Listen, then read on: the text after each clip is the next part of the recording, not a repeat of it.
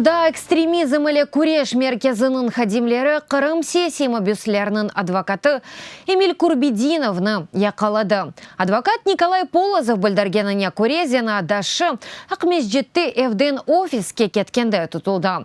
Эмиль Курбидинов Русия меморий жинаятлер кодексінің 20.3 маддесіне көре шеклене. Бұл нацисты шаретлері яда тимсаллері, экстремисты шкелетларының ишаретлері яда тимсаллері, яда федераль канунларнен ясақланған ишарет ве тимсаллерінің тәшвиқаты ве ачық нумай ешетілмесі. Полозов есе Курбидиновның яқалануы әсірден әжділер давасындaki фаалияттынен бағылы олғанына тұшыне.